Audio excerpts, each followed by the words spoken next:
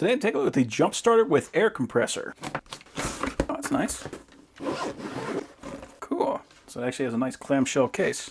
So we got our jump starter cable, and it even has a quick description on it. One thing I do like to see is that these cables are actually a different length. That's good because if you drop these things both down, you're not going to have to worry about them potentially making contact with each other. You can see they are color-coded, and they are also labeled positive and negative. Got some pretty good springs and some teeth on both sides.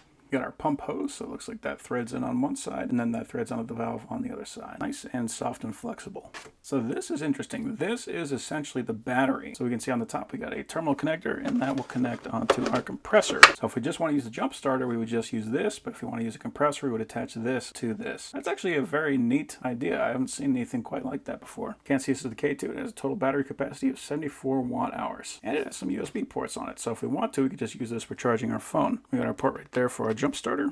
That just presses in, and we can see we are lit up. So I want to make sure that if we have these things crossed, it's not going to do anything dumb. There we go. Cool. So it does have a warning on it. So that means even if you give it to somebody that doesn't really know what they're doing, they are not going to be able to damage the battery, their car, or this jump starter. We got a USB-C, USB-A. We got an indicator for our charge level, so it comes with about half a charge. And if we connect that to our pump, so it just slides in, and we got a port for our hose.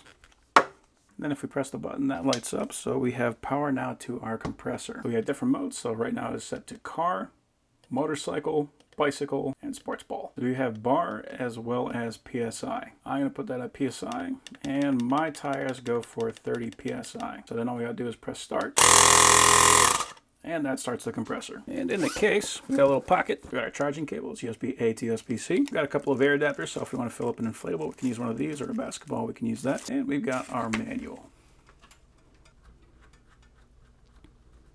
Okay, so that does make a seal without losing any air. So it did reset back to 45, so every time we power this off, we are going to have to adjust that back to where we want it. It's a little annoying, but that's okay.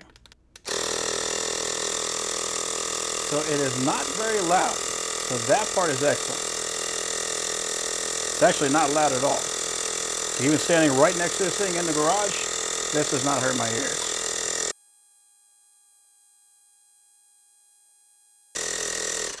Okay, and that does stop on its own, which is excellent. So I don't have to worry about standing right there and making sure that I got the thing shut off so it doesn't overpressurize.